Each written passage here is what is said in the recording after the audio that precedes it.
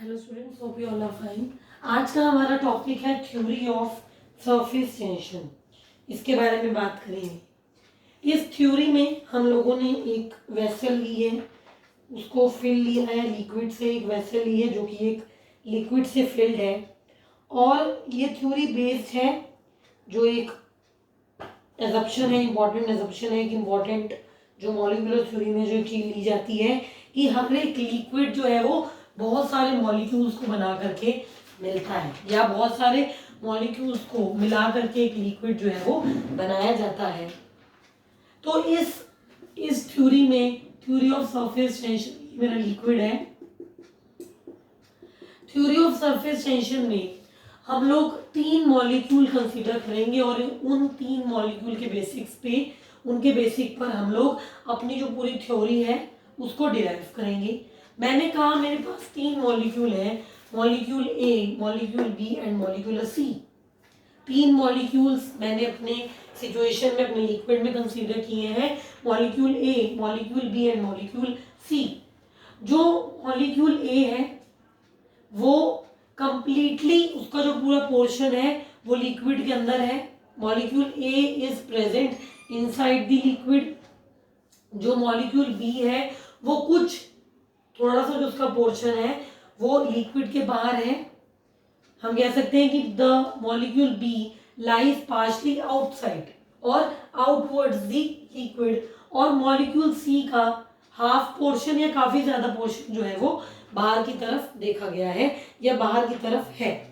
तो मैंने बेसिकली यहाँ पर 3 तरीके के मॉलिक्यूल लिए हैं जिनकी सिचुएशन अलग अलग है। एक मॉलिक्यूल ऐसा है जो कंप्लीटली लिक्विड के अंदर है, जो कि है मेरा ए मॉलिक्यूल। एक मॉलिक्यूल ऐसा है जिसका कुछ पोर्शन लिक्विड के बाहर है।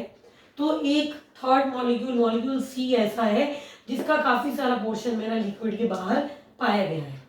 अब हम कैसे स्टडी करेंगे मॉलिक्यूल ए का, क्योंकि पूरा का पूरा मॉलिक्यूल ए पूरे लिक्विड के अंदर प्रेजेंट है, उसका ऐसा कोई भी पोर्शन नहीं है जो लिक्विड के बाहर हो। तो मैं ये कह सकती हूँ कि जो डाउनवर्ड फोर्स लग रहा है ए मॉलिक्यूल पर, वही अपवर्ड फोर्स भी लग रहा है। The upward force and the downward force on the molecule A is equal, और we can say the number of molecules which are surrounding the molecule A in upper half and lower half are equal. Therefore जो resultant force molecule पर रहेगा, molecule ए पर रहने वाला है, इस liquid के केस में, इस थ्योरी के केस में वो 0 है। रिजल्टेंट फोर्स जो मॉलिक्यूल ए पर है वो 0 है। क्यों 0 है? क्योंकि मॉलिक्यूल ए पर अपर हाफ में, लोअर हाफ में, या अपर पोर्शन में और लोअर पोर्शन में जो मॉलिक्यूल प्रेजेंट है वो बराबर है, तो रिजल्टेंट फोर्स जो होगा वो 0 हो जाएगा। तो ये तो हमने बात की ए मॉलिक्यूल की। अब अगर मैं आऊं बी मॉलिक्यूल पर, ये मेरा बी मॉलिक्यूल है, तो बी मॉलिक्यूल कुछ उसका पार्ट है जो बाहर है। कहता है बी मॉलिक्यूल का कुछ ऐसा पार्ट है जो लिक्विड के बाहर है, so B molecule lies partially outside. B molecule का कुछ पार्ट बाहर की तरफ है। तो मैं यूं कह सकती हूं, मैं ये कह सकती हूं इसमें कि इस मॉलिक्यूल को सराउंड करने वाले मॉलिक्यूल्स जो डाउनवर्ड डायरेक्शन में है वो ज्यादा हैं, क्योंकि ऊपर का कुछ पोर्शन जो है वो बाहर की तरफ है। बी मॉलिक्यूल का कुछ पोर्शन क्योंकि बाहर की तरफ है, तो जो लिक्विड मॉलिक्यूल्स हैं इसके लोअर हाफ में, मॉलिक्यूल बी के लोअर हाफ में जो लिक्विड मॉलिक्यूल्स हैं वो ज्यादा है as compare to upper half. क्यों? क्योंकि इसका ऊपर का कुछ पोर्शन बाहर की तरफ है, ऊपर का कुछ पोर्शन बाहर की तरफ है। तो क्योंकि बी मॉलिक्यूल में डाउनवर्ड जो मॉलिक्यूल्स हैं, जो डाउनवर्ड डायरेक्शन पर उसको ऊपर फोर्स लग रहा है वो ज्यादा है as compare to upward direction. क्यों? क्योंकि ऊपर वाले कुछ मॉलिक्यूल्स तो प्रेजेंट ही नहीं है, लिक्विड मॉलिक्यूल है ही नहीं, क्योंकि वो पार्शली तो आउटसाइड है। लिक्विड मॉलिक्यूल डाउनवर्ड डायरेक्शन में जो उसको सराउंड कर रहे हैं वो ज़्यादा है for molecule B as compare to upward direction, तो रिजल्टेंट फोर्स तो रहने वाला है मॉलिक्यूल बी पर, resultant downward force molecule B पर रहेगा। अब मैं बात करूं सी मॉलिक्यूल की, सी मॉलिक्यूल का ज्यादा पोर्शन बाहर की तरफ है, सी मॉलिक्यूल का ज्यादा पोर्शन जो है वो बाहर की तरफ प्रेजेंट है। बी मॉलिक्यूल के कंपैरिजन में सी मॉलिक्यूल ज्यादा बाहर की तरफ लाई करता है, तो उसके नंबर ऑफ मॉलिक्यूल डाउनवर्ड में बहुत ज्यादा है, उसके नंबर ऑफ मॉलिक्यूल्स जो उसको सराउंड कर रहे हैं मॉलिक्यूल सी को, वो डाउनवर्ड डायरेक्शन में बहुत ज्यादा है, डाउनवर्ड डायरेक्शन में बहुत ज्यादा है। या मैं यूं कहूं कि मैक्सिमम रिजल्टेंट डाउनवर्ड फोर्स जो है वो सी पर लग रहा है, maximum resultant downward force act on C. अब जो मैंने यहाँ पर पोर्शन बनाया है भाई KLMN, इसे फिल्म भी कहा जाता है, सरफेस फिल्म भी इसे हम लोग कहते हैं। अब हमने क्योंकि पूरी थ्योरी देख ली कि जो लिक्विड, जो हमारा मॉलिक्यूल बिल्कुल लिक्विड के अंदर है उस पर फोर्स 0 लगता है, और जो मॉलिक्यूल जितना ऊपर है, जितना वो लिक्विड से, जितना उसका पोर्शन लिक्विड के बाहर है, उतना ज्यादा उस पर फोर्स लगने वाला है। जैसे सी मॉलिक्यूल जो है उसका कुछ पोर्शन, ज्यादा पोर्शन जो है वो बाहर की तरफ है, तो उस पर ज्यादा, सबसे ज्यादा फोर्स जो है out of 3 molecule A, B and C, वो सी पर लग रहा है, मैक्सिमम फोर्स जो है वो सी पर लग रहा है। तो मैं यहाँ से एक बात बहुत आराम से कह सकती हूँ कि जब हम लोग बॉटम से टॉप जा रहे हैं, जब हम सपोज हम MN से KL जा रहे हैं, जब हम बॉटम से टॉप जा रहे हैं तो फोर्स बढ़ रहा है, रिजल्टेंट डाउनवर्ड फोर्स बढ़ रहा है। क्यों? सी पर ज्यादा फोर्स लग रहा है, बी पर, सी पर लग रहा है ना, जो मॉलिक्यूल जितना ऊपर प्रेजेंट है उस पर उतना ज्यादा फोर्स लग रहा है, यानी कि जब हम ऊपर जा रहे हैं तो फोर्स बढ़ रहा है, फोर्स बढ़ रहा है, फोर्स बढ़ रहा है। तो अगर मैं चाहती हूं कि मैं उस लिक्विड मॉलिक्यूल को सरफेस फील्ड में ले आऊं, मैं उस लिक्विड मॉलिक्यूल को मान लो मैं नीचे से ऊपर ले आऊं, तो मुझे कुछ वर्क करना पड़ेगा, क्योंकि ऊपर आते आते आते उस पर फोर्स ज्यादा लगने वाला है, ऊपर वाले मॉलिक्यूल्स पर ज्यादा फोर्स लग रहा है। तो अगर मैं किसी चीज को नीचे से ऊपर लाना चाहती हूँ तो मुझे ज्यादा फोर्स लगाना पड़ेगा, या मुझे ज्यादा वर्क करना पड़ेगा, मुझे ज्यादा फोर्स लगाना पड़ेगा, मुझे कुछ ज्यादा वर्क करना पड़ेगा। और ये जो वर्क डन है, ये जो वर्क डन है, जो वर्क मैं करूंगी वो पोटेंशियल एनर्जी की फॉर्म में अपीयर होगा। The work done will simply appear as potential energy. तो मैं सिंपल सी बात कहना चाहती हूँ यहाँ पर कि जो मैंने वर्क किया एक मॉलिक्यूल को बिलो से नीचे से ऊपर लाने में, क्योंकि उस पर फोर्स ज्यादा लगने वाला है, ऊपर वाले मॉलिक्यूल्स पर ज्यादा फोर्स लग रहा है, तो मुझे वर्क करना पड़ेगा, और अगर मुझे वर्क करना पड़ेगा तो वो वर्क डन पोटेंशियल एनर्जी की फॉर्म में अपीयर होगा या स्टोर्ड होगा।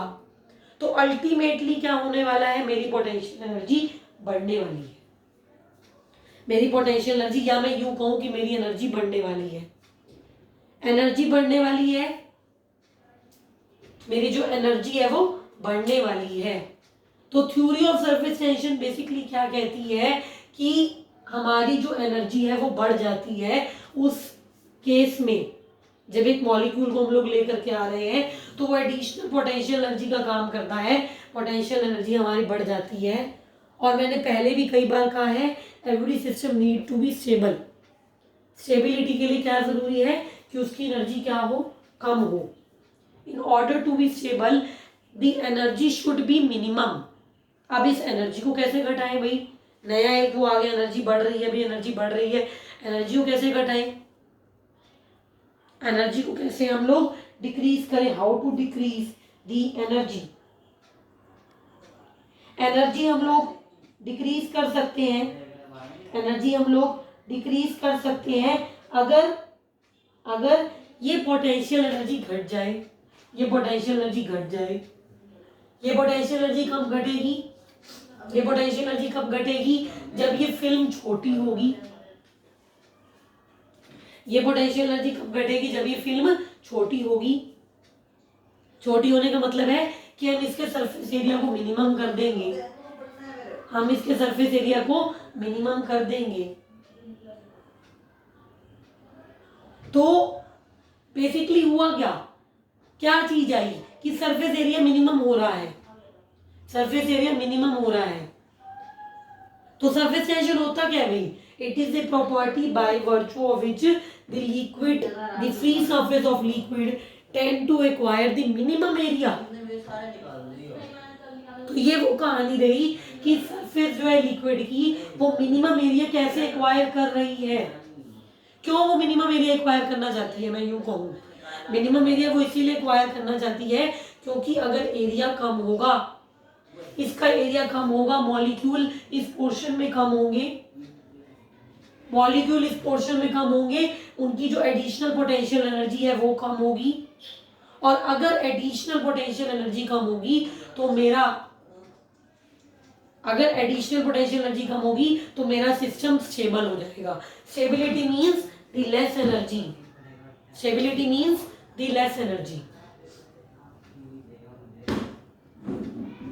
तो सरफेस टेंशन की थ्योरी बेसिकली क्या कहती है, तीन मॉलिक्यूल है ए बी और सी, सी पर सबसे ज्यादा फोर्स लग रहा है, तो कहने का मतलब है कि ऊपर वाले मॉलिक्यूल पर ज्यादा फोर्स लगता है।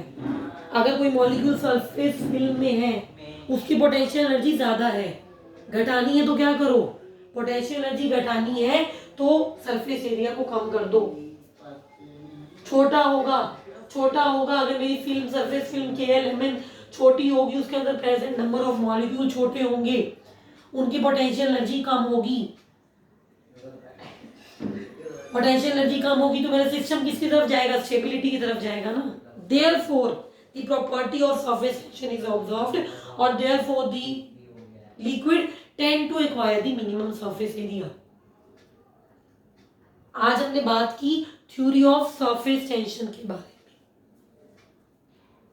इस टॉपिक को एक दो बार मैं कहूंगी पढ़िए। एज सच ये टॉपिक इतना ज्यादा सिलेबस वाइज नहीं है, बट सिलेबस में सरफेस टेंशन की थ्योरी से 3-3.5 नंबर का क्वेश्चन आता ही आता है। बेसिकली इतना ज्यादा आप लोगों को नहीं रहता याद, मुश्किल लगता है, तो इन तीन मॉलिक्यूल के साथ क्या हो रहा है, किस पर ज्यादा फोर्स लग रहा है और क्यों, वो पता होना चाहिए। I have given the complete explanation, I have told you the complete explanation regarding that. Moving to the next term we have with us. Next is, what is surface energy? It is the amount of work done for increasing the area of free surface at constant temperature. अगर हम चाहते हैं कि free surface हम बढ़ा दें, अगर हम एरिया बढ़ाना चाहते हैं फ्री सरफेस का, तो हमें कुछ वर्क करना पड़ेगा। क्यों क्यों क्यों वर्क करना पड़ेगा, क्योंकि सरफेस टेंशन एक ऐसी प्रॉपर्टी है जिस प्रॉपर्टी की वजह से the free surface of liquid tend to acquire the minimum area. वो चाहती है कि मैं मिनिमम एरिया गेन करूं, मैं मिनिमम एरिया एक्वायर करूं। तो अगर हम एरिया बढ़ाना चाहते हैं then we have to do some work, कुछ वर्क हमें करना पड़ेगा।